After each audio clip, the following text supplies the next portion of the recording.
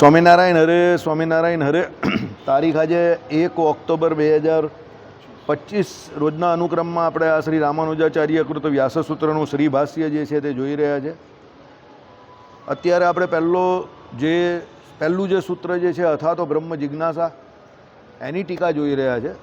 એટલે જેને બ્રહ્મને જાણવાની ઈચ્છા થઈ છે તે એના મુજબ હવે એ જે સૂત્ર જે છે જગતગુરુ શંકરાચાર્ય અદ્વૈત મત મુજબ એમણે પોતે એના ઘણા બધા પુરાવા પણ આપ્યા કે ભાઈ બ્રહ્મ અને જીવ જે છે એ બંને વચ્ચે કોઈ ભેદ સિદ્ધ થતો નથી. અને એના માટે એમણે છાંડોગ્ય ઉપનિષદ ને બીજા જે કોઈ ઉપનિષદો હોય એની અને પોતપોતાના હિસાબે એમને રજૂઆત કરી. અને એ ભેદ શ્રુતિ જે છે એને એ માનતા નથી, એ બધું અભેદ જ માને છે. એટલે એ પ્રમાણે એમણે જીવ અને બ્રહ્મ વચ્ચેનો ઐક્ય ભાવ જે છે એ સિદ્ધ કરવાનો પૂરેપૂરો પ્રયત્ન કર્યો. અને એમાં બ્રહ્મ જે છે તે જ પોતે અહીંયા જીવ રૂપે થાય છે એવું કહ્યું છે એમણે. પોતે પોતાની કલ્પેલી અવિદ્યારૂપ દોષને કારણે એ પોતે પોતાને જીવ માને છે. અને જ્યારે એને પોતાના સ્વરૂપના જ્ઞાનની અનુભૂતિ થાય છે એટલે એ પાછો પોતે પોતાને બ્રહ્મ માની જાય છે. આવો જગતગુરુ શંકરાચાર્યનો અદ્વૈત મત છે. બધો હવામાં અધ્ધર તમને લાગે એવી વાત છે થોડીક. કારણ કે એમાં શું છે કે અદ્વૈત મત એક એવો મત છે કે જેમાં એને સમજવા માટે કલ્પના શક્તિનો વધારે ઉપયોગ કરવો પડે એવું છે. ત્યારે રામાનુજાચાર્યનો વિશિષ્ટાદ્વૈત મત એવો છે કે જેમાં તમને એકદમ સીધી સાદી રીતે બધી સમજ પડી જાય કે ભાઈ જીવ તો જીવ અલગ, ઈશ્વર તો ઈશ્વર અલગ, માયા તો માયા અલગ. ભાઈ માયાનું શું કામ? તો ભગવાનની શક્તિ. પણ જીવને ભગવાન સુધી જતા રોકે એ માયા. જો જીવ ભગવાનની શરણાગતિ લઈ લે તો માયાને તજી દે. ભગવાનના શરણાગત થયો તો ભગવાનના ધામમાં ગયો તો ભગવાનનો થઈ ગયો. તો આ બાજુ માયા ગઈ. માયાને પકડે તો ભગવાન છૂટી જાય. એટલે રામાનુજાચાર્યનો વિશિષ્ટાદ્વૈત મત આ બધી બાબતમાં બહુ સરળ છે. એટલે જીવને એમાં એવી રીતે લીધા છે, વચ્ચે એવો લીધો છે કે ભાઈ જીવ જે બાજુ ધારે એ બાજુ જઈ શકે છે. માયામાં જવું છે તો એના માટે માયાનું આ અનંતકોટી બ્રહ્માંડને લીલા વિભૂતિ ભગવાનની છે જ ને 84 લાખ જાતની યોનિઓ છે. અને પછી પાપ કર્મ કરે તો નરક યાતના છે, યમ યાતના તમે જે કહો તે છે, બરાબર. અને ભગવાનનું ભજન કરે તો અપુનરાવૃત્તિ એવા વર્તી એવા ભગવાનના ધામને પામી જાય તો પછી અહીંયા આવવાનો કોઈ પ્રશ્ન રહેતો નથી. એટલે એ નિત્ય વિભૂતિને પામી ગયો. હવે પામવાનું કે કરવાનું જે કંઈ છે તે બધું જીવને છે. ભગવાનને કંઈ નહીં કરવાનું. ભગવાન અનંતકોટી બ્રહ્માંડની રચના કરે છે, ઉત્પત્તિ સ્થિતિને પ્રલયને કરે છે, બધું જ ભગવાન જ કરે છે. ઈચ્છા શક્તિ, ક્રિયાશક્તિ, જ્ઞાન શક્તિ બધું ભગવાન જ પ્રેરે છે, બધું એ જ આપે છે. પણ એ કેવા છે કરતા થકા અકર્તા છે 100%. એને કંઈ એની આસક્તિ નથી, કંઈ નહીં. એના માટે શ્રેષ્ઠ એક્ઝામ્પલ આટલી મોટી દ્વારિકા નગરી 56 કોટી યાદવ સોનાની દ્વારકા નગરી વસાવી અને પછી છેલ્લે જતાં જતાં પાણીમાં ડૂબાડી દીધી. એમને તો કંઈ અસર નહીં. આખું ખાનદાન એમનું હતું તે બધા અંદરો અંદર લડીને મરી ગયા. અને એ ભાઈ તો સીધા પહોંચી ગયા પ્રભાસ પાટણ. અને એ વેઇટ કરતા હતા કે પેલા ભાઈ ક્યારે આવે ને મને બાણ માણ અને ઉપર મારી લીલા સંકે લઈને નીકળી જાવ એમ. એટલે કંઈ થયું જ નથી એવી રીતે વાત સમજો. હવે એ શ્રી કૃષ્ણ ભગવાને પોતાના ચરિત્ર દ્વારા એ સમજાવ્યું કે જો હું આટલો બધો નિષ્પૃહ છું કે આટલો મોટો કારભાર કર્યા પછી પણ હું કંઈ કરતો જ નથી એ રીતે વર્તું છું, બરાબર. એટલે ભગવાન અનંતકોટી બ્રહ્માંડની ઉત્પત્તિ સ્થિતિને પ્રલયને કરે છે, પણ ભગવાનને એની કોઈ અસર નથી. કરતા થકા અકર્તા છે. ને આપણે પેલો ઘરનો ઉમરો ઓરંગવાનો હોય તો 10 વાર વિચાર કરીએ, કરું નહીં કરું, નહીં કરું કરું, કરીશ તો શું થશે, નહીં કરીશ તો શું થશે, કરીશ ને પછી નિષ્ફળ થઈશ તો લોકો શું કહેશે, બરાબર. સબસે બડા રોગ કે ક્યાં કહેંગે લોગ, બરાબર. એટલે આમાં ને આમાં આપણી અડધી જિંદગી નીકળી જાય. પેલો કહે ને 2 दिन निकल गए इंतज़ार में, 2 दिन निकल गया आरजू में, 4 दिन की જિંદગી ખતમ. અને ભગવાન અનંતકોટી બ્રહ્માંડનો ઉત્પત્તિ સ્થિતિને પ્રલય કરી નાખે અને ખજવાડીને ઊભા થઈને ચાલ્યા જાય. એટલે વિશિષ્ટાદ્વૈત વેદાંતમાં બધા ભેદોને સ્વીકારેલા છે, બહુ સહજતાથી સ્વીકારેલા છે કે ભાઈ ભગવાન અલગ છે, જીવ અલગ છે અને માયા પણ અલગ છે. એ પ્રમાણે પછી જે અનુભૂતિ જે કહી કે અનુભૂતિ એ જ પોતે આત્મા છે, કોણે? અદ્વૈતીઓએ એનું પણ ખંડન કર્યું અહીંયા વિશિષ્ટાદ્વૈત વેદાંતે કે ભાઈ આત્મા જે છે તેનાથી એની અનુભૂતિ અલગ વસ્તુ છે. કારણ કે જે અનુભૂતિ હોય એ અનુભૂતિનો અલગ અલગ વિષય હોય, જ્ઞાનના અલગ અલગ વિષય હોય. જ્ઞાન ભલે તમને થાય અંદર, જ્ઞાન તમારી અંદરની મેટર છે, ઇન્ટરનલ મેટર, કારણ કે જ્ઞાન આત્માની અંદર થાય, પણ એ જ્ઞાનના વિષયો બધા બહાર હોઈ શકે છે. અને એવું નહીં કે એકલા બહાર વર્તમાનમાં જોઈએ. આપણે ગઈકાલે જોયું કે વિષયો તો ભૂતકાળમાં હોય એ પણ તમને યાદ હોય. સમજો, એટલે ભૂતકાળના વિષયોનું પણ તમને જ્ઞાન હોય જ છે, એવું નથી કે નથી હોતું. તમારી સ્મૃતિમાં હોય છે, અને જ્યારે એ તમારી સ્મૃતિમાં હોય છે ત્યારે પણ એ જ્ઞાન તો કહેવાય જ છે. ભલે તાત્કાલિક એ તમને ત્યારે એ એમ ન કહેવાય કે ભાઈ એ જ્ઞાને કરીને તમને તાત્કાલિક કંઈ ફાયદો થાય કે ન થાય, પણ એ રહેલું તો છે જ અંદર. કેમ રહેલું છે? એ તમારી ભૂતકાળની જે કોઈ અનુભૂતિ હતી એ જ તમારા અનુભવનો વિષય બનેલો, ને એ આખી જિંદગી તમને કામમાં આવે છે. અરે તમે આ જન્મની કા પૂર્વજન્મની વાત કરો, જે કામ તમે પૂર્વજન્મમાં કરીને આવેલા છે એ કામ તમે અત્યારે બહુ સરળતાથી કરી શકો, અને જે કામ તમે પૂર્વજન્મમાં નથી કર્યું એ બહુ સરળતાથી ન કરી શકો. સમજો, તમારે એને કરવા માટે દાખલો કરવો પડે. બરાબર? એનું કારણ એ જ છે કે ભાઈ પૂર્વજન્મના અમુક તમારા સુસિદ્ધ સંસ્કાર હોય. બહુ સિમ્પલ વાત છે. અહીંયા બેસે રોજ 20, 25, 30 જણા બેસે, બરાબર? હવે એમાં અમુક શાસ્ત્રોના શબ્દ અમુક માણસને સીધા યાદ રહી જાય, એને પડી જાય, પણ બીજા બેસે છે ખરા ભાવથી બેસે છે, એમને પણ શીખવું છે, પણ શીખી નહીં શકતા. ઘણા શીખી શકે છે તો બોલી નહીં શકતા. સમજો, એટલે શીખી નહીં શકતા, બોલી નહીં શકતા, તો એ શું સમજવાનું કે હજુ એમનો દાખલો જે છે તો હજુ નવો નવો છે આ. એટલે તમે નવું નવું કોઈ પણ કાર્ય આરંભ કરો તો એમાં તકલીફ પડે ને. ધંધો નવો ચાલુ કરો, રસોઈ કરવાનું નવું ચાલુ કરો ઘરમાં, બરાબર?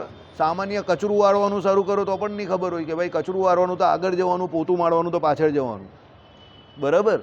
બહુ ઓછાને ખબર હશે આ, બરાબર? એટલે કહેવાનું તાત્પર્ય શું છે, એ તો બધાને કાયમ જ અઘરું લાગે.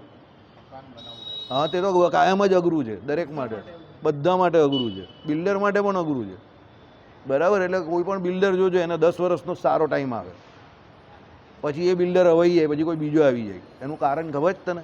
આ જ કારણ. કારણ કે એકને એક કામ કર્યા કરે, પણ કામ એ બહુ અઘરું છે, ને પછી દશા બગડે નહીં, એટલે સમય બગડે, એટલે પછી તમે જોજો એ બિલ્ડર ખોવાઈ જાય. 15 વર્ષ પહેલાં જે બિલ્ડર સુરતમાં ચાલતા હશે અત્યારે નહીં હશે, બધા નવા આવી ગયા હશે. સમજો, બહુ મોટી મોટી કંપનીવાળા જે હોય, કોર્પોરેટ લેવલવાળા, એ બહુ ઓછા હોય. જે આખા ઇન્ડિયા લેવલ પર કામ કરતા હોય ને એવા એ બહુ ઓછા હોય, જે વર્ષોથી કામ કરતા હોય. બાકી સુરતના લોકલ બિલ્ડર તમે જોજો કેટલા 10-15 વર્ષ કોઈ ચાલે, પછી બંધ થઈ જાય, પછી જોજો તો બીજો ધંધો કરતો થઈ જાય. કારણ કે એ કામ અઘરું છે, અને જે પ્રમાણે થતું હોય એ પ્રમાણે થયા કરે, બરાબર? એટલે દરેકમાં આવું છે કે ભૂતકાળનું પણ તમને જ્ઞાન જે હોય એની પણ અનુભૂતિ હોય છે, અને એ પણ જ્ઞાન હોય છે. પણ મતલબમાં કહેવાનો મતલબ શું છે? જ્ઞાન એ પોતે આત્મા નથી. રામાનુજાચાર્ય કહે, જગતગુરુ શંકરાચાર્ય જ્ઞાન સ્વરૂપ છે આત્મા, એવું કહે છે. આત્મામાં જ્ઞાન નામનો ગુણ રહ્યો છે એવું નહીં કહેતા. ત્યારે રામાનુજાચાર્ય શું કહે છે? ભાઈ આત્મામાં જ્ઞાન નામનો ગુણ પણ રહ્યો છે. આત્મા પોતે જ્ઞાન નથી, આત્માને જ્ઞાન થાય છે, એટલે આત્મા પોતે જ્ઞાતા છે, બરાબર? એ બહુ સમજવાની જરૂર છે કે આત્મા જ્ઞાન નથી, બરાબર? આત્મામાં જ્ઞાન રહ્યું છે, એટલે આત્મા પોતે જ્ઞાનનું આશ્રય, એટલે જ્ઞાનને રાખનારો છે, એટલે એને જ્ઞાતા કયો છે. અને એને જે જ્ઞાન થાય છે તે સામે જે વિષય હોય એ પ્રમાણે જ્ઞાન થાય છે, કારણ કે એનો એ જોબ જ છે, જ્ઞાતા છે, એટલે એનો જોબ શું છે? જ્ઞાન આપવાનો. એટલે આત્મા પોતે જ્ઞાતા છે, જ્ઞાન નથી. ત્યારે જગતગુરુ શંકરાચાર્ય શું કહે છે? એ જ્ઞાન સ્વરૂપ છે, એટલે આત્મા પોતે જ જ્ઞાન છે, અને એ પોતે જ અનુભૂતિ છે. સમજો, એટલે એનું કાલે ખંડન આપણે જોયું કે ભાઈ પ્રમાણ શું જોયું ગઈકાલે આપણે, કે ભાઈ તમે કોઈ ભૂતકાળમાં પણ વસ્તુ થઈ ગયેલી હોય, કે ભૂતકાળમાં પણ કોઈ વસ્તુ તમે જોઈ હોય, તો તમે એને મિથ્યા નહીં કહી શકો, કારણ કે ભૂતકાળમાં પણ એ હતી તો ખરી જ ને, ભલે અત્યારે નથી. સમજો, એટલે જે વસ્તુ જગતમાં રામાનુજાચાર્ય જગતગુરુ શંકરાચાર્ય એવું કહે છે કે વાસ્તવિકતામાં એમ કહે કે વર્તમાન કાળમાં તમે જે કંઈ વસ્તુઓ જોવો છો એ વસ્તુઓમાં તમે ભેદ તો સિદ્ધ કરી જ નહીં શકતા પ્રત્યક્ષમાં. પણ એનું પણ રામાનુજાચાર્યએ ખંડન કરી નાખ્યું કે ના, ભેદ તો સિદ્ધ થતો જ હોય, કે ભાઈ જોની લાવ્યો તો વિશાલ નથી આવ્યો, સભામાં આ ભાઈ બેઠેલા જ તેનો દીકરો નથી બેઠો, તો ભેદ તો સિદ્ધ થઈ ગયો ને. આ બેઠેલા જ એટલે જ ખબર પડી ગઈ કે એનો છોકરો નહીં બેઠો. હવે એનો છોકરો આવશે તો પણ ખબર પડશે કે આ બાપા છે ને એ દીકરો છે. દીપક છે અહીંયા, તેનો છોકરો આફ્રિકા ગયો. સમજો, એટલે તમે જે વ્યક્તિને જોવ છો એની એક્ઝેક્ટ વિરોધમાં કે એની સાથેનો જે બીજો ભેદ છે એ પણ તમારા મગજમાં સુસ્પષ્ટ થઈ જ જાય છે. એટલે તમે જ્યારે પ્રત્યક્ષમાં કોઈ પણ વ્યક્તિ કે વસ્તુને જોવ છો તે એ વસ્તુ કે વ્યક્તિની ઓળખાણ છે એની સાથે એનો ભેદ જે છે એની પણ ઓળખાણ તમને થઈ જાય છે કે આ મનસુખભાઈ છે તો મનસુખભાઈનો દીકરો એમનાથી અલગ છે, એ સાંજે મંદિર નથી આવતો, એ પૈસા કમાવામાં પડેલો છે, બરાબર. તો એ રીતે ભેદ સુસ્પષ્ટ છે. ભાઈ આ વાસુદેવભાઈ છે તો વાસુદેવભાઈના બાપા હવે એ મંદિર નથી આવતા, એ ઘરે ભજન કરે છે. સમજો કહેવાનું તાત્પર્ય શું છે, તમે જે કોઈ વસ્તુ કે વ્યક્તિને જ્યારે પ્રત્યક્ષ અનુભવમાં જોવો છો તો ત્યારે એના જેવી જ બીજી કોઈ વસ્તુ કાં એને રિલેવન્ટ કોઈ બીજી કોઈ વસ્તુ હોય કે વ્યક્તિ હોય એની પણ ઓળખાણ તમને થતી જ હોય છે અંદર. તમે કહેતા ના હો. હવે મારે એવું કહેવાની જરૂર નથી કે ભાઈ વિશાલ નથી આવ્યો, આ તો મેં ઉદાહરણ આપ્યું. જોનીલ આવી ગયો એમ કહું તો ચાલે એવું જ છે, પણ જોનીલની જોડે પેલો વિશાલ કાયમ આવતો હતો એટલે ભેદ સુસ્પષ્ટ છે કે આજે નથી આવ્યો તો દેખાય છે. આઈડિયા આવે છે? એટલે રામાનુજાચાર્યએ શું કહ્યું કે પ્રત્યક્ષ જ્યારે પણ તમે કોઈ પણ વસ્તુ કે વ્યક્તિને કે કોઈને પણ જોવ ત્યારે એ પ્રત્યક્ષ વસ્તુનું કે વ્યક્તિનું તમને જ્ઞાન જ્યારે થાય છે ત્યારે ભેદ જ્ઞાન પણ થાય જ છે. એટલે ભેદ જે છે તે મિથ્યા નથી, વાસ્તવિક છે. ભૂતકાળમાં પણ તમને કોઈ વસ્તુનું જ્ઞાન થયું હોય ને અત્યારે એ વસ્તુ તમારી પાસે હાજર ન હોય તો એનો એવું માનવાનું કારણ નથી કે એ મિથ્યા છે. ભૂતકાળમાં તો ભૂતકાળમાં એ હતું તો ખરું ને. મિથ્યાનો અર્થ તો એવો થાય કે જે નથી ને દેખાય એ મિથ્યા છે, કે જે નથી ને માનો તમે એ મિથ્યા છે. પણ આ તો ભૂતકાળમાં હતું તો ખરું ને. ભાઈ મારા વાળ ભૂતકાળમાં બહુ મસ્ત બધા કાળા હતા, તો ભાઈ કેવું કે એ વાત મિથ્યા છે? ના, ખોટી વાત છે, મિથ્યા નથી. હતા તો ખરા જ ને ત્યારે કાળા. સમજો અત્યારે કાળા નથી પણ ત્યારે તો કાળા હતા તો ખરા જ ને, તો એ વાત મિથ્યા નથી. કાળે કરીને મારા એ વાળ જે હતા તે જે બધા પહેલાં જેટલા વધારે મને કાળા દેખાતા હતા એટલે વધારે અત્યારે સફેદ દેખાય છે. સમજો, પણ વાળ તો કાળા હતા જ. એટલે કાળા મારા વાળનું કાળું હોવું એ એનું મિથ્યાપણું નથી. એટલે જગતગુરુ શંકરાચાર્યનું એવું છે કહેવું કે ભાઈ જગત મિથ્યા છે તો એ મિથ્યા સિદ્ધ નહીં થઈ શકતું. પરિવર્તનકારી નાશવંત છે એ સિદ્ધ થઈ શકે છે. સમજો, કારણ કે મિથ્યાનો અર્થ એવો થાય ઝાંઝવાના જળ. તમે ગાડી ચલાવતા હો ઉનાળામાં ને તમે આગળ જુઓ ને તમને પાણી દેખાય ને પછી પાણી ત્યાં હોતું જ નથી તો એ મિથ્યા છે. પણ મારા વાળ પહેલાં કાળા હતા તો પછી એને મિથ્યા નહીં કહી શકો તમે. સમજ પડે છે? બંને ઉદાહરણમાં ફેર છે. પરિવર્તન થાય છે તો રામાનુજાચાર્ય શું કહે છે? ભાઈ પરિવર્તન સંસારનો નિયમ જેવું ગીતામાં કહ્યું છે. તો પરિવર્તન થાય છે, માયા નાશવંત છે, એનું કાર્ય નાશવંત છે. તો એ નાશવંત છે એ ખબર પડે છે કે ભાઈ પહેલાં જેટલા કાળા હતા એટલા અત્યારે શું છે? સફેદ છે. સમજો, એટલે એમાં પણ ભેદ તો સ્પષ્ટ રીતે ઉલ્લેખ થાય જ છે કે ભાઈ ભૂતકાળમાં જે કોઈ પદાર્થનું મને જ્ઞાન હતું અને એ પદાર્થ ભલે અત્યારે મને નથી દેખાતા કે અત્યારે નથી હોતા પણ એ ભૂતકાળમાં હતા એટલે એ મિથ્યા નહીં થઈ ગયા. દાખલા તરીકે કોઈ મહારાજે વચનામૃતમાં કહ્યું કે કોઈ અમીર માણસ હોય અને એ રોજ પકવાન ખાતો હોય ને પછી ઓચિંતી શેર બજારમાં તેજી આવે અને મંદી આવી ગઈ પછી એટલે ભાઈએ બધું ગુમાવી દીધું એટલે પછી એને ખાવાના ફાફા પડી ગયા તો પછી દોડીની ભાજી ખાઈને જીવતો એવો થઈ જાય. ભગવાને ઉદાહરણ આપેલું જ ને. તો પૂર્વે એણે જે મોટા મોટા ભારે ભારે પકવાન ખાધેલા તેને યાદ તો હોય છે તો એ મિથ્યા થોડા છે, એને યાદ તો છે ને. અત્યારે ભલે એને ખાવા નહીં મળતા પણ એનું એને જ્ઞાન છે કે પહેલાં હું બહુ ભારે ભારે પકવાન ખાતો હતો કારણ કે ત્યારે શેર બજારમાં બહુ તેજી હતી. તમે કહો કે આ ભાઈ રોજ એકવાર તો શેર બજારને લાવે જ છે. હવે યાર તો જે ઉદાહરણ મગજમાં આવે એ લાવું છું, બરાબર. હીરા બજારમાં તેજી હતી ને અત્યારે મંદી આવી ગઈ. ચાલો બોલો, અત્યારે બધા જ બજારમાં મંદી છે ટૂંકમાં, સોના સિવાય, બરાબર. અત્યારે તો દુનિયા સોનાની થઈ ગઈ આખી. સમજો, બરાબર. એટલે કહેવાનું તાત્પર્ય સમજો કે ભાઈ જે સમયમાં જે વ્યક્તિએ જે વિષયનું કે વ્યક્તિનું જ્ઞાન કે વસ્તુનું જ્ઞાન મેળવવું હોય, હવે એ અત્યારે વિષય વસ્તુ કે વ્યક્તિ એની સામે હાજર ભલે નથી પણ એનો મતલબ એવો નથી કે એ મિથ્યા છે. આઈડિયા આવી ગયો? આવું કોણે કહ્યું? રામાનુજાચાર્યએ કહ્યું. ગઈકાલે આપણે અહીંયા સુધી જોયું હતું. ચાલો, આથી સ્મૃતિનો વિષય એટલે આત્માની બહાર નથી પણ અંતરમાં જ છે. સ્મૃતિનો વિષય આત્માની બહાર નથી પણ અંતરમાં જ છે કારણ કે પદાર્થ નાશ પામ્યા છતાં પણ સ્મૃતિ જોવામાં આવે છે. એટલે કેટલાક સ્મૃતિને નિર્વિષય માને છે તેમના મતનું ખંડન થઈ ગયું. જો સ્મૃતિ પણ વિષય વગરની નથી, મેં હમણાં જ કહ્યું ને કે ભાઈ ભારે ભારે પકવાન જમતો હતો એવું એને યાદ છે. તો પકવાન શું હતો? વિષય હતો. અને એ એના કેમાં છે? સ્મૃતિમાં છે. હીરા બજારમાં બહુ તેજી હતી, એક ટાઈમ પર હું લાખ રૂપિયો કમાતો હતો, તો એ સ્મૃતિમાં છે. તો સ્મૃતિમાં છે એ વાત કે ભાઈ હું લાખ રૂપિયો કમાતો હતો, તો એ અનુભૂતિ જે સારી અનુભૂતિ જે છે એને આપણે વાગોળીને યાદ કરીએ છીએ. ભાઈ ગમે ત્યારે પાછા એવા દિવસ ચાલુ થઈ જશે અને થશે. બરાબર? બી હોપફુલ. બરાબર? આશા અમર છે.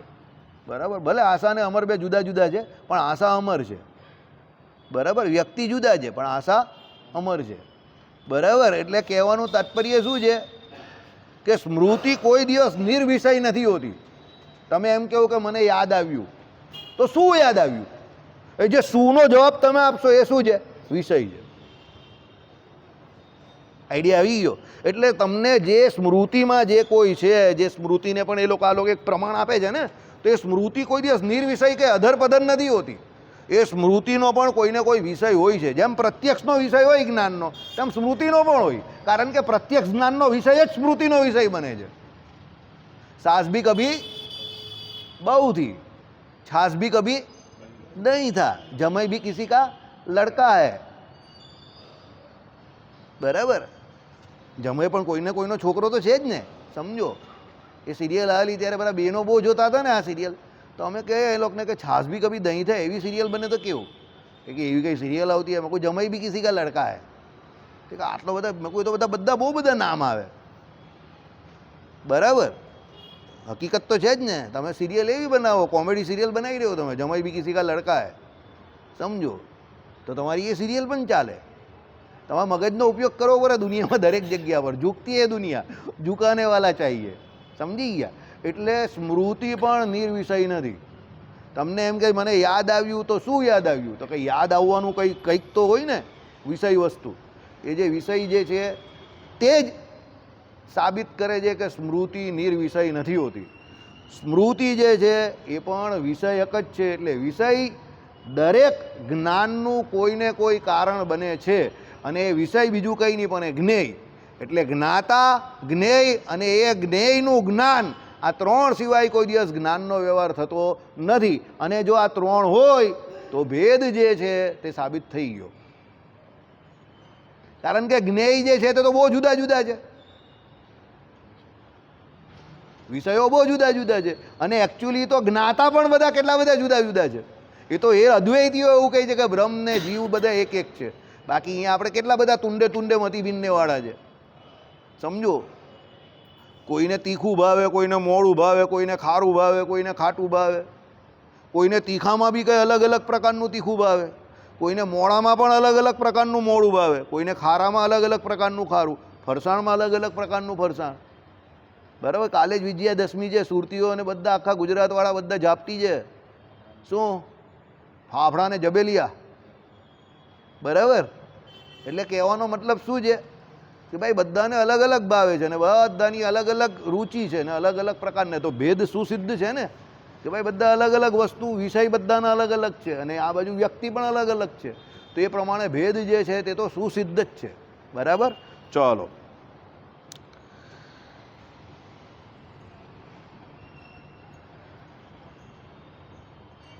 એ કહેવું,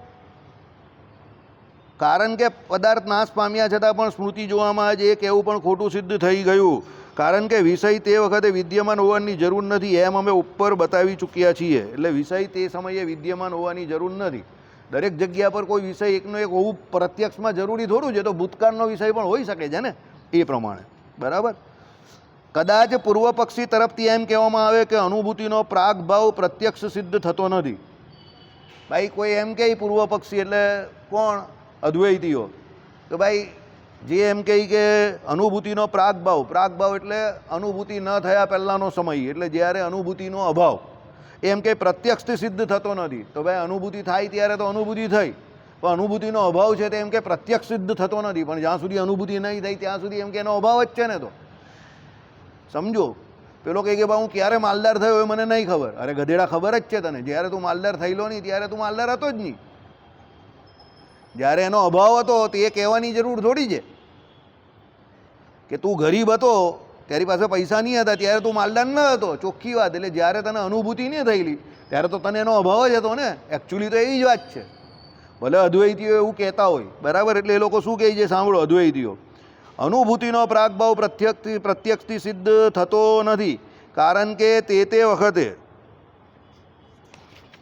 પ્રત્યક્ષનો તો એ સ્વભાવ સિદ્ધ નિયમ છે કે એના વિષયે એના સમકાલીન હોવું. જુઓ સિદ્ધાંતિની પોતાની જ કબૂલિત 136ની 4મી 4થી પંક્તિ. આ એ લોકો કહેતા હતા ને પ્રત્યક્ષનો એવો સિદ્ધાંત છે કે ભાઈ એ તો જે સ્વભાવ સિદ્ધ નિયમ છે કે એના વિષય એના સમકાલીન હોય, એટલે જે પ્રત્યક્ષ હોય એનો વિષય એની સામે હોવો જ જોઈએ, એવું એ લોકો જ કહેતા હતા, બરાબર. એ એક નિયમ એ લોકોએ જ કહ્યો હતો. ચાલો નહીં, એ તો આગળ જોઈશું એટલે તમને ખબર પડી જશે. કારણ કે તે વખતે પ્રાગભાવ પ્રત્યક્ષ વખતે હયાત રહેતો નથી, તેમ બીજા પ્રમાણથી પણ સિદ્ધ થતો નથી, કારણ કે તેના લિંગ એટલે એના સૂચકો. આપણે શિવનું લિંગ, સિમ્બોલ કહીએ ને આપણે, તે એના પ્રતીક શબ્દ એકદમ પરફેક્ટ છે, બરાબર. એટલે કારણ કે તેના લિંગ વગેરે પણ નથી. હવે જો સાંભળો, આ છે ને સમજવાનું જરા અઘરું છે. તે સિદ્ધ કરવા અહીંયા લાઇટ બહુ ઓછી પડે છે. એકચ્યુઅલી શું કરવું જોઈએ, આ લાઇટને અહીંયા લાવી જોઈએ, પણ આ લાઇટને અહીંયા લાવી જોઈએ, પણ બધા એવા અહીંયા મારી પાસે ખેલાડી એવા છે ને, બધા ઇનામીના ડીકાની ટીમ છે, બરાબર. ચાલો, એ સિદ્ધ કરવા માટે અનુમાન વગેરેમાં લિંગ જોઈએ તે પણ નથી. જેમ ધૂમ એ લિંગ છે અને એના ઉપરથી અગ્નિનું અનુમાન થાય છે. હમણાં નહીં કરતા હોય, નહીં તો આ પણ બંધ થઈ જાય, 100% થઈ જાય. તમે કરશો તો 100% થઈ જાય. રહેવા દો, હવે રહેવા દો. સાંભળો, એટલે શું છે, આ ભાઈ હશે છે કે આ તો ચોખ્ખું જ કહી દઈ મોડા પર, પણ થઈ જ જાય, હું ગેરંટી જોડે કહું, બંને બંધ થઈ જાય. જો આ ભાઈ આ બાજની અહીંયા લાવે ને તો એ પણ નહીં ચાલુ થાય ને આ પણ ત્યાં બંધ થઈ જાય, બરાબર. એ તમને નહીં ખબર હોય, બહુ ખતરનાક ગણિત છે ભાઈ પાસે, બહુ ખતરનાક જ્ઞાન છે. એનો હાથ લાગે એટલે જ બંધ થઈ જાય, અને પછી સભા આપણી પૂરી થઈ જાય ને પછી એ ચાલુ પણ થઈ જાય.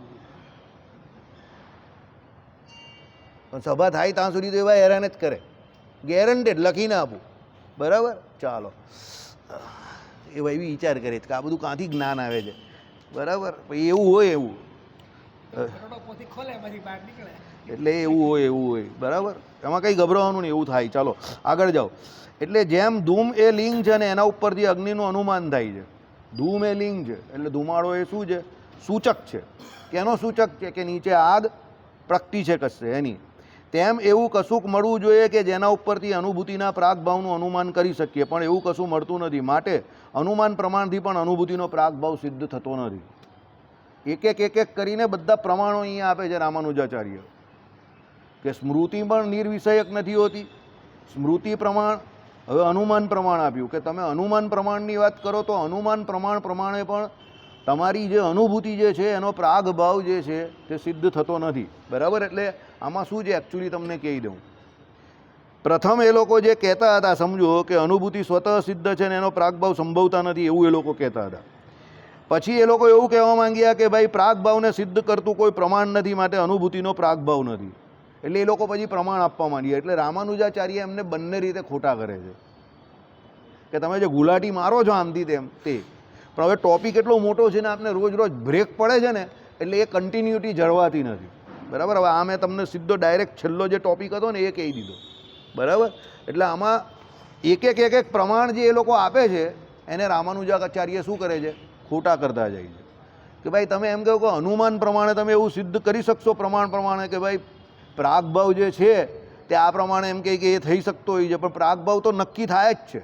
એ સમજાવશે, તમને સમજાવું. લિંગ વગેરે પણ નથી, અર્થાત એવું કોઈ લિંગ પણ જણાતું નથી કે જે અનુભૂતિના પ્રાગભાવથી વ્યાપ્ય હોય. વ્યાપ્ય હોવાનો અર્થ અર્થાત કે જ્યાં હોય ત્યાં અનુભૂતિનો પ્રાગભાવ હોય જ એવું. એટલે કહેવાનો મતલબ એવું કોઈ સૂચક, એટલે એવું કોઈ પ્રમાણ, એવું કોઈ સૂચન કે એવું કોઈ પ્રતીક મળતું નથી કે જ્યાં તમને અનુભૂતિનો પ્રાગભાવ દેખાય, બરાબર.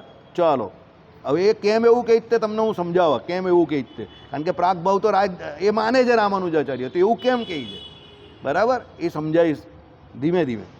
વળી કશાની અનુપલબ્ધિ પણ જોવામાં આવતી નથી. હવે આ અનુપલબ્ધિ જે છે ને એ પણ એક પ્રકારનું પ્રમાણ છે. સાંભળો, અનુપલબ્ધિ પણ એક પ્રમાણ છે. જો આવી ગયું ને, જેમ આપણે શબ્દ પ્રમાણને મુખ્ય માનીએ છીએ, બરાબર, અનુમાનને માનીએ છીએ, ઘણા સ્મૃતિને પણ માને છે અને પ્રત્યક્ષને માનીએ છીએ, એમ અનુપલબ્ધિ પણ એક પ્રમાણ છે. આપણે નથી માનતા, સમજો.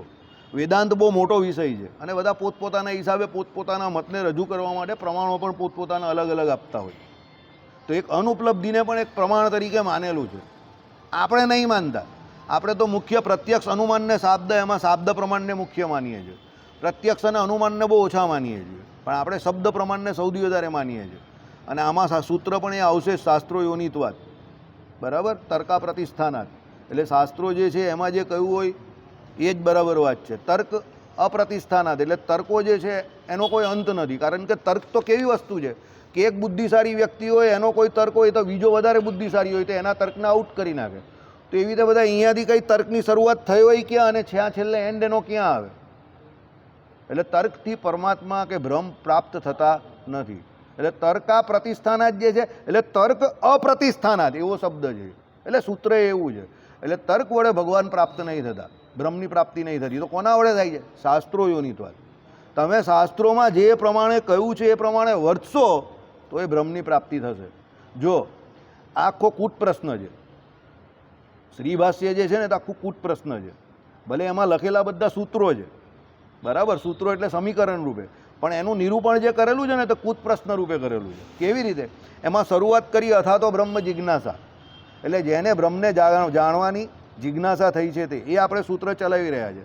પછી એ બ્રહ્મને કેવી રીતે મેળવવા, જાણ્યા પછી એની પ્રાપ્તિ કેવી રીતે થાય, એના બધા સાધનો બતાવેલા છે એના પછીના સૂત્રોમાં. આહાર શુદ્ધો સત્વશુદ્ધિ, સત્વશુદ્ધો ધ્રુવા સ્મૃતિ. એટલે જેનો આહાર શુદ્ધ છે એને જેમ કે અંતઃકરણ શુદ્ધ રહીને એને જ બ્રહ્મને વિશે શું રહી? ધ્રુવા સ્મૃતિ રહી. પછી શું? શાસ્ત્રો યોનિત્વાત, તર્કા પ્રતિષ્ઠાનાત, પછી તત્તુ સમન્વયાત. હવે આ બધા સૂત્રો છે તે કોને મેળવવાના છે? એ જ બ્રહ્મને મેળવવાના છે. પણ પહેલાં વચનામૃત જેવું, પહેલાં વચનામૃતમાં જે આપણે ગઈકાલે શું કહ્યું છે? પહેલાં વચનામૃતમાં અખંડ વૃત્તિ, પહેલું વચનામૃત કહી છે સૌથી મોટી પ્રાપ્તિ એ કહી છે ભગવાને. અને એના માટે બીજા કેટલા વચનામૃત કયા? 261. તેમાં આમાં આવું છે, પહેલું સૂત્ર કયું છે? અથા તો બ્રહ્મ જિજ્ઞાસા. હવે જેને બ્રહ્મને જાણવાની જિજ્ઞાસા થઈ પછી શું? તેના પછી આ બધું કરવાનું. આઈડિયા આવી ગયો? આ મને જેટલી સમજણ પડે છે એ પ્રમાણે હું તમને કહું છું. એટલે આમાં જવાબ પહેલાં આપી દીધો છે, અથા તો બ્રહ્મ જિજ્ઞાસા. પણ જિજ્ઞાસા થાય પછી બ્રહ્મને જાણવાની પછી શું કરવાનું? તો આ બધું કરવાનું. પછી જિજ્ઞાસા થાય એટલે જિજ્ઞાસા કરીને બેસી નહીં રહેવાનું એમ. શાસ્ત્રો યોનિત્વાદ, તર્કા પ્રતિષ્ઠાનાત. તો ભાઈ તમે કોઈ તર્ક કરવાવાળા વ્યક્તિને મળો, બ્રહ્મની પ્રાપ્તિ કરાવો તો બધા 1000 જણા 1000 તર્ક કરે, તેનાથી ભગવાન નહીં મળે. પણ તમારે શાસ્ત્રો યોનિત્વાદ એટલે શું છે? સત્શાસ્ત્રોનું શ્રવણ, મનન, નિધિધ્યાસ કરવો પડે તો સાક્ષાત્કાર થાય. પછી આહાર શુદ્ધ, તો તમારો પહેલાં આહાર શુદ્ધ રાખવો પડે. તો આહાર કયો? દરેક ઇન્દ્રિયોનો આહાર. 5 જ્ઞાનેન્દ્રિયો, 5 કર્મેન્દ્રિયો, એવું નહીં કે એકલું ઝાપટવાનું છે. દરેક ઇન્દ્રિયોનો આહાર જે છે તે તમારે કેવો રાખવો પડે? શુદ્ધ રાખવો પડે. તો આહાર શુદ્ધો સત્વ શુદ્ધિ, તો તમારા સત્વ એટલે અંતઃકરણની શુદ્ધિ થાય. તો સત્વ શુદ્ધો બાજુ શું કહ્યું? ધ્રુવા સ્મૃતિ. તો ધ્રુવા સ્મૃતિ કોની રહી? તો એ બ્રહ્મની, ભગવાનની રહી. એટલે પહેલાં જેને જાણવાના છે પછી એને પ્રાપ્ત કરવાના બધા સાધનો બતાવેલા છે. આવું કેશુ સ્વામી કહેતા હતા. તત્વ સમન્વયાત, તત્વનો સમન્વય કરતા શીખો, બરાબર. તત્વ સમન્વયાત કેશુ સ્વામીનું ફેવરિટ સૂત્ર. કે સુનિલ જ્યારે પણ સત્સંગમાં જાય ત્યારે એ કહે તત્વ સમન્વયાત, આમ કરીને આંગળી ઊંચી કરે, હે ને, એમની પેટર્ન સ્ટાઇલ હતી. તત્વ સમન્વયાત. વાસુદેવ, બરાબર. એમનો ફોન આવે સાંજે 6 વાગે. પછી આપણે કહીએ ને સ્વામી બોલની, હું સ્વામી કર્યા કરે, મંદિરે જવાનું અત્યારે. મેં કહું હા, સંધ્યા આરતી થવાની. ઓહો હા, બરાબર, ચાલો. મને કંઈ ઠાકોર જમાડી દીધા? મેં કહું હા. તું તો યાર સ્વર્ગલોકના ઇન્દ્ર કરતાં વધારે સુખી છે, જા નીકળ. હવે ઘરે જઈને પછી શું કરવાનું? મેં કહું મંદિરે જઈને દર્શન કરવાનું, પછી સભા, પછી શયન આરતી, પછી ઓહો સુખી માણસ છે. મને કહે, મેં કહું નજર નહીં લગાવતા હોય એમ કે હું શું કામ નજર લગાવું? જા ભાઈ જા, બરાબર. એટલે એમનો 6 વાગે ફોન આવે, પછી 6:30 જબરજસ્તી એમને બંધ કરવો પડે. હું બંધ કરાવું? પછી 7ની આરતી એટલે આપણે નીકળવું પડે ને. એટલે સમજો, અત્યારે તો એવી હાલત પણ નથી, એનાથી પણ આગળ આવી ગયા, બરાબર. ચાલો, એટલે અનુપલબ્ધિ એક પ્રમાણ છે. ઘટ દેખાવો જોઈએ છતાં ન દેખાય, યોગ અનુપલબ્ધિ, તો તેથી ઘટનો અભાવ સિદ્ધ થાય, એ જ પ્રમાણ.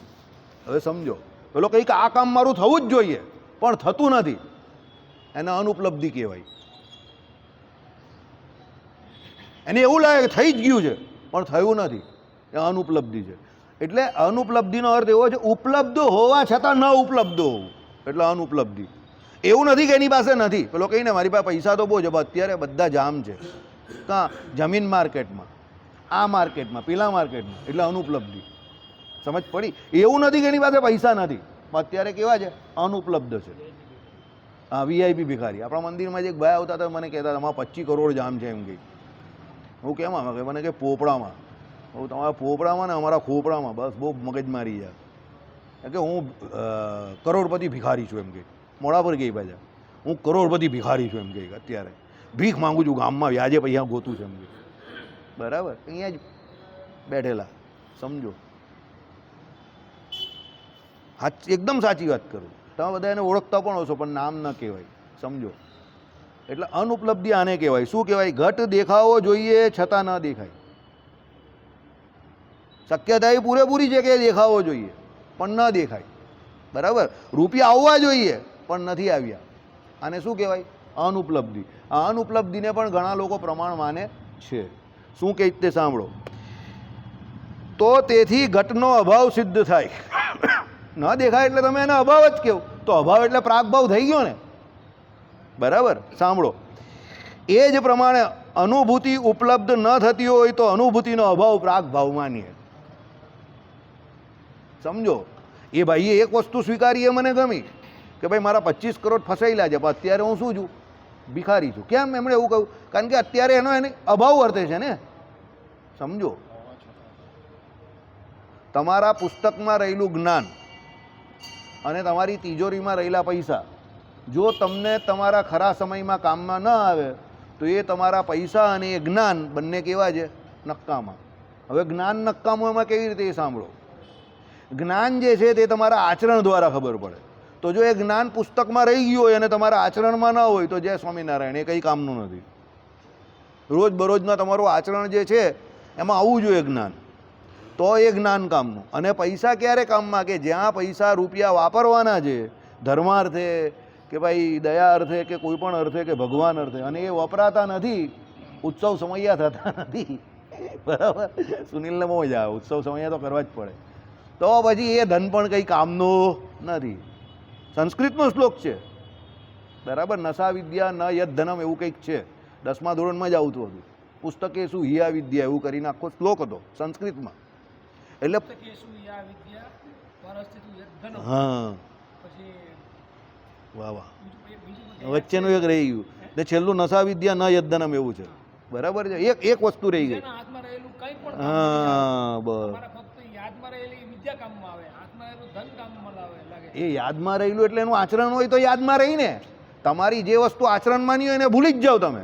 સમજો, અને ધન તમે બીજાને આપેલું હોય કાં તિજોરીમાં પડેલું હોય તો પેલાની વટ્ટી કુટ્ટીની જેમ 1-2 વટ્ટી કુટ્ટી. ज्ञान आता है तो उसको बांटने का, नहीं बांटेगा तो खोपड़ी में पड़ा पड़ा सड़ जाएगा. એમ રૂપિયા પૈસા આવેલા હોય તો ભગવાને કહ્યું એ પ્રમાણે સત્કર્મમાં વાપરવા માંડવાના. ન જાણ્યું જાનકીનાથે કાલે સવારે શું થવાનું? હરિપ્રકાશ શાસ્ત્રી કહેતા હતા જાનકીનાથને તો ખબર જ હતી કે કાલે જવાનું છે. ભજનમાં જે છે એ તો એકચ્યુઅલી જાનકીનાથના ભક્તને ખબર નહીં હોય, પણ જાનકીનાથને તો ખબર જ હતી કે કાલે સવારે જવાનું છે. પણ રામજી તો જવા માટે પણ આનંદથી જવા માટે એકદમ રેડીને તૈયાર હતા. રામજીએ શું કહ્યું? તમે મારા ભરતને અયોધ્યાની ગાદી આપી, વેરી ગુડ, પણ તમે મારી ઉપર તો બહુ મોટો ઉપકાર કર્યો. કૈકેયીજીને આવું કહ્યું. તો કંઈ કેમ? તમે મને આખા જંગલનો રાજા બનાવી દીધો. અયોધ્યા તો વિસ્તારવાળી જગ્યા છે, કે ભરત તો આટલા વિસ્તારનો જ રાજા બન્યો, મને તો આખા જંગલનો રાજા તમે બનાવી દીધો. રામજીની આ સમજણ હતી. બરાબર, એક તે સમય હતો કે જે ભાઈ ભાઈ વચ્ચે ઝઘડો નહીં થાય અને ભાઈ ભાઈને આપવા માટે ઝઘડો કરતો હતો, અને એક અત્યારનો સમય છે. એક વો દોર હતા, એક એ દોર. અત્યારે ભાઈ ભાઈ સંપત્તિ માટે, રૂપિયા પૈસા માટે ઝઘડી રહ્યા છે. એ જ ભારત છે. એમાં પેલો એક ભરત હતો તે જે એના ભાઈને ગાદી આપવા માટે વનમાં ગયો અને છેલ્લે એની ચરણ પાદુકા પધરાવી કે ના ભાઈ, અયોધ્યા તો રામની જ છે અને રામ રાજ્ય જ ચાલશે. અને ભગવાન રામચંદ્રજી વનમાં ગયા તે સમય પર પણ રામ ભગવાનના અનુગામી તરીકે ભરતજીએ રાજ કર્યું. ભરત રાજા નહીં કહેવાયા. રાજા કોણ? રામ જ. આજે પણ તમે બોલો તો શું બોલો? રાજા કોણ? રાજા રામ. રાજા રામ રામ રામ સીતા રામ રામ. રાજા ભરત ભરત ભરત કોઈ બોલે છે? કેમ? ભરતજી એમના વતી રાજ કરતા હતા, એમની ચરણ પાદુકા મૂકીને. ભરતજી રાજા નહીં હતા, સમજો. ભરતજી તો ગાય જે હોય ને એના છાણમાંથી નીકળેલા ઘઉંના દાણા જે આવે ને એ ઘઉંના દાણા ખાઈને જીવતા હતા. રામચંદ્ર ભગવાન વનમાં ગયા ત્યારે તપસ્વીની જેમ જીવતા હતા, રાજ્યમાં પ્રવેશ પણ નહીં કરતા હતા કામ વગર. સમજ પડી? એવા મોટા તપસ્વી હતા. બરાબર, ચલો. એટલે અનુભૂતિનો અભાવ એટલે પ્રાગભાવ માનીએ છીએ, પણ અનુભૂતિ તો ઉપલબ્ધ થાય છે, માટે અનઉપલબ્ધિ પ્રમાણથી પણ અનુભૂતિનો પ્રાગભાવ સિદ્ધ થતો નથી. અનુભૂતિ તો ઉપલબ્ધ થાય છે, તો ઉપલબ્ધ થતી હોય તો પછી એનો પ્રાગભાવ કેવી રીતે થયો? એક જ જગ્યા પર બે ઘટના તો એક સાથે ઘટે નહીં ને. કાં તમે પૈસાદાર હો અત્યારે, કાં તમે અત્યારે ગરીબ હો, કાં તમે અત્યારે બધા જમીને આવેલા છો, કાં ના જમીને આવેલા. બે ઘટના સાથે તો ઘટવાની નથી, સમજો. તો કાં તમને અનુભૂતિ થઈ છે તો પછી એની અનુપલબ્ધિનો સવાલ નથી, કાં તમને અનુભૂતિ નહીં થઈ તો એનો અભાવ છે. તો બે ઘટના સાથે ઘટવાની નથી. એટલે અનુપલબ્ધિ નામનું જે પ્રમાણ છે એને પણ રામાનુજાચાર્ય અહીંયા શું કરી નાખ્યું? ખોટું કરી નાખ્યું. એક એક કરીને બધા પ્રમાણ ખોટા કરશે. કાલે આપણે પ્રમાણ અને પ્રમેય જે જોયેલું એ પ્રત્યક્ષ પ્રમાણ હતું, એ પછી આજે સ્મૃતિ આવ્યું પહેલું તે, પછી અહીંયા હવે અનુપલબ્ધિ પ્રમાણ, એને પણ રામાનુજાચાર્યએ ખોટું કરી નાખ્યું. બરાબર, એટલે એક એક કરીને રામાનુજાચાર્ય બધા પ્રમાણને ખોટા કરશે. ચાલો,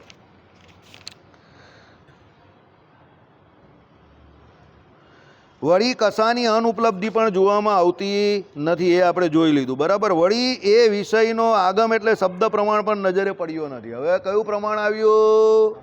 શાબ્દ પ્રમાણ. શાબ્દ એટલે કયું પ્રમાણ? બોલ ભાઈ, કોઈ બોલતો નહીં આ ભાઈ સિવાય. મેહુલભાઈ બોલશે. શાબ્દ એટલે શું?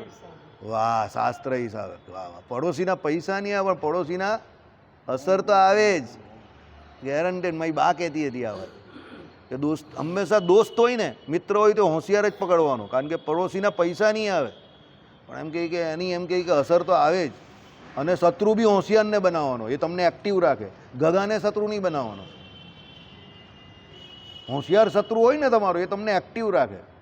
બરાબર, એટલે બેસવાથી અહીંયા આ ભાઈને પણ એટલી ખબર પડવા માંડી કે શબ્દ પ્રમાણ એટલે શાસ્ત્રના હિસાબે. સારી વાત છે ને, બ્રહ્મસૂત્ર સાંભળતા થઈ ગયા ભાઈ, નસીબદાર માણસ છે ને. બરાબર, ચાલો. એટલે અહીંયા શું કહ્યું કે ભાઈ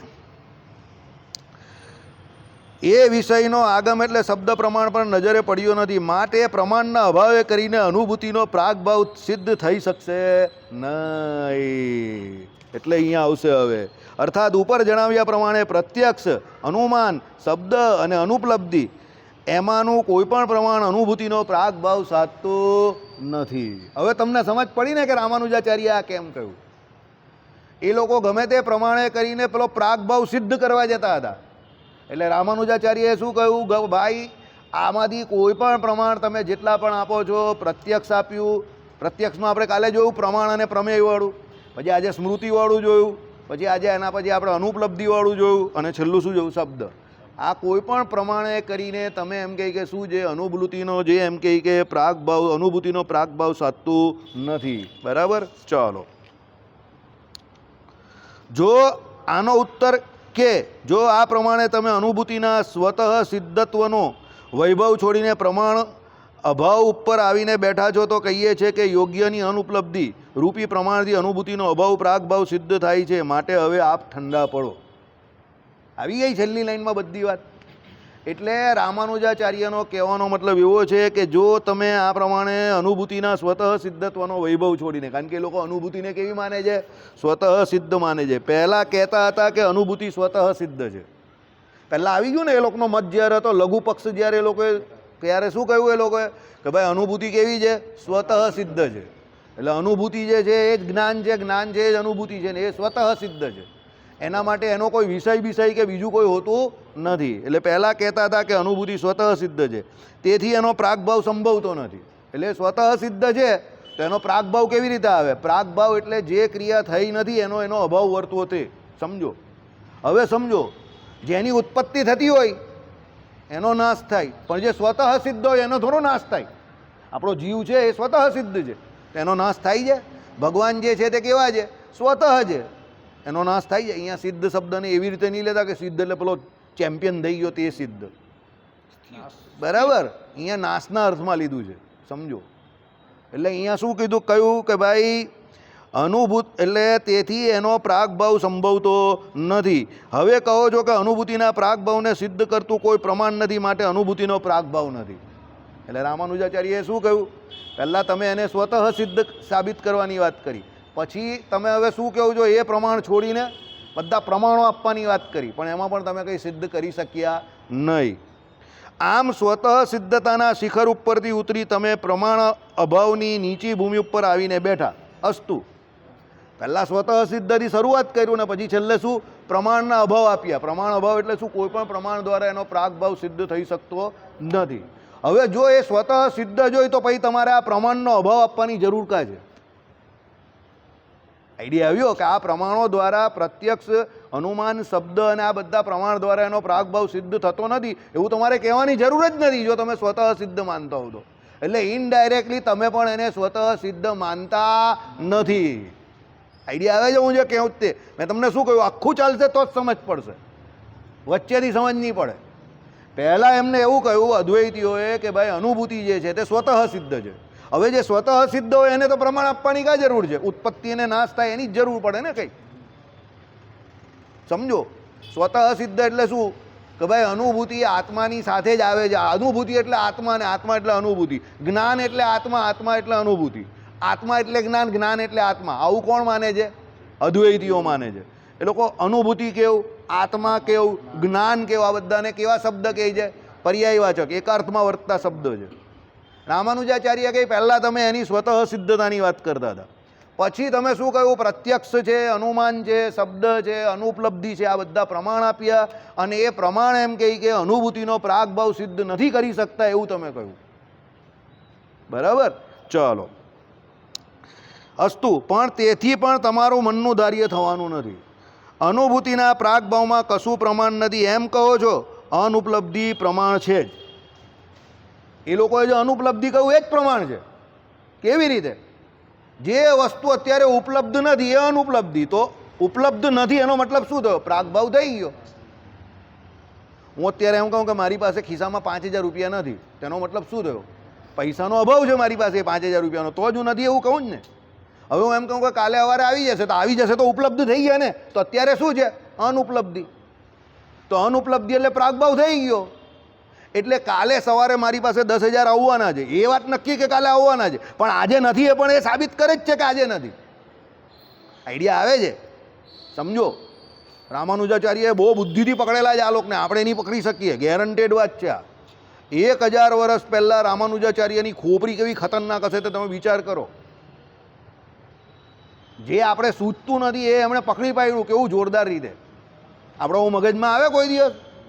એમણે કેવું પકડું કે તમે જે અનુપલબ્ધિને પ્રમાણ આપો છો તે અનુપલબ્ધિ પોતે તમારા નહીં પણ અમારા કામની છે. કે તમે જે અનુપલબ્ધિને પ્રમાણ કેવું છો તો અનુપલબ્ધિ માની લીધી, અત્યારે અનુપલબ્ધિ છે કોની? પ્રાગભાવની. બરાબર છે?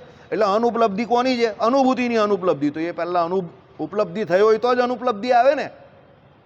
બરાબર? એટલે અનુભૂતિ તમે જે સ્વતઃ સિદ્ધ કહો એ પણ નથી, પ્રમાણથી એનો પ્રાગભાવ જે છે એટલે એનો એમ કહે કે અનુભૂતિ ન થયેલી એ પહેલાં એમ કહે કે ન હતી એવું તમે સાબિત કરવા જાઓ એ પણ કંઈ સાબિત થતું નથી. કારણ કે અનુભૂતિ આવે છે અને જાય છે, એ અનિત્ય છે. કોણ કહી જવું? રામાનુજાચાર્ય. એવું આપણે શ્રીજી મહારાજ પણ માને છે. બરાબર, ચલો. પહેલાં ઘટ જ્ઞાન એટલે પહેલાં એટલે ઘટ જ્ઞાન થતાં પહેલાં અનુભૂતિ ઘટ જ્ઞાન નથી હોતી જણાતી. તમને કોઈ પણ વિષયનું જ્ઞાન ક્યારે થાય? એ વિષય જ્યારે તમારા યોગમાં આવે ત્યારે થાય, પણ એ પહેલાં એનું જ્ઞાન નથી હોતું. અરે જે વિષય તમારી સામે હોય એનું નહીં હોતું ને. તમે 20-20 વર્ષ સુધી અમુક માણસને નહીં ઓળખી શકતા કે આવો હશે, પછી એ કંઈ પોત પ્રકાશે પછી તમે એને ઓળખો કે આ ઘટ જ્ઞાન તો આવું હતું, આનું હાલાનું આ તો આવો નીકળો. મેને તુમકો ક્યાં સમજાતા ઓર તું ક્યાં નીકળા? બરાબર? આપણે જેને બહુ સારો સમજતા હોય એ આપણા માટે કંઈ કામનો જ નહીં નીકળે પછી. અને આપણે જેને હાવ ફાલતું સમજતા હોય કે કંઈ કામનો નથી, એ તમારું બહુ મોટું કામ કરી નાખે, બહુ સારું કામ કરી નાખે, ત્યારે આપણે એમ થાય કે અરે યાર हमारी तो कश्ती वहाँ पर डूबी जहाँ पानी कम था. બરાબર? એ જાય નહીં, એનો સમય એને લઈ જાય. કલગો પકડીને બધા કેવા જાય છે નાચતા કૂદતા. બરાબર, ચાલો. એટલે પહેલાં એટલે ગત જ્ઞાન થતાં પહેલાં એની અનુભૂતિ હોતી નથી અને હવે ઘટ જ્ઞાન થતાં જણાય છે. હવે ઘટ જ્ઞાન થયું એટલે જણાય છે. હોત તો ન જણાવવાનું કાંઈ કારણ ન હતું અને ન હતી જણાતી એ પાક્કી છે, માટે જણાતી ન હતી એ પણ નક્કી છે. આ અનુપલબ્ધિ પ્રમાણ. એટલે એમની વાત ઉપરથી જ રામાનુજાચાર્યએ અનુપલબ્ધિ પ્રમાણ આપી દીધું કે પહેલાં ઘટનું જ્ઞાન ન હતું, કારણ કે ઘટ નામનો પદાર્થ સામે ન હતો. બરાબર. હવે ઘટ નામનો પદાર્થ સામે ન હોય તો જે ન હોવું તેનું શું છે? અનુપલબ્ધિ. એટલે પહેલાં અનુભૂતિ ન હતી એટલે એ એનું પ્રમાણ કે ભાઈ અનુભૂતિ ન હતી પછી અનુભૂતિ થશે. તો અનુભૂતિ થાય અને અનુભૂતિ જાય એટલે એનો મતલબ એ અનિત્ય છે. એટલે અનુભૂતિ કોઈ પણ જગતગુરુ શંકરાચાર્યના અદ્વૈત મત પ્રમાણે એવું કે ભાઈ એ નિત્ય છે, સ્વતઃ સિદ્ધ છે, કે એ જ આત્મા છે, કે એ પોતે જ જ્ઞાન છે, તે વાત રામાનુજાચાર્યને માન્ય નથી. સમજ પડી? એટલે આ અનુપલબ્ધિ પ્રમાણે રામાનુજાચાર્ય આ છેલ્લું વાક્ય આ પ્રમાણે સાબિત કર્યું. શું સાબિત કર્યું? કે ભાઈ અનુભૂતિનો અભાવ પ્રાગભાવ સિદ્ધ થાય છે, માટે આપ હવે ઠંડા પડો. એટલે અનુભૂતિનો જે અભાવ છે તે જ એનો પ્રાગભાવ છે. એટલે જ્યાં સુધી એ નહીં થઈ ત્યાં સુધી એનો અભાવ છે. દાખલા તરીકે કાલે આપણી સભામાં આપણે દસ્યેરો છે તો કંઈ ને કંઈ જેમ કાયમ રાખીએ છીએ તેવું રાખશું કાલે પણ. તો આજે એનો શું વર્તે છે? બધા અભાવ શબ્દ કેટલા જોરમાં બોલે છે. પેલા ભાઈ તો ઊંઘમાંથી ઉઠી ગયા. આ પેલા મનીષભાઈ કે આટલું જોરમાં કાદી આવી ગયું? અત્યાર સુધી તો બાજુમાં કંઈ તણખલું બી નહીં ફરકતું હતું. બરાબર. એટલે અભાવ દૂર થઈ ગયો. બે મનીષ જોડે બેસી ગયા એટલે અત્યારે અભાવ વર્તે છે ને. હવે કાલે પછી તમે જ્યારે એ તમને પ્રાપ્ત થશે ત્યારે એની શું થઈ થશે? અનુભૂતિ. પછી પરમ દિવસે પાછો 11 આવે જ છે એટલે પાછા અભાવમાં. સમજી ગયા? કારણ કે 11 એટલે ફૂલ અભાવ, બધો જ અભાવ. અહીંયા પણ અભાવ, ઘરમાં પણ અભાવ, બહાર પણ અભાવ. બરાબર.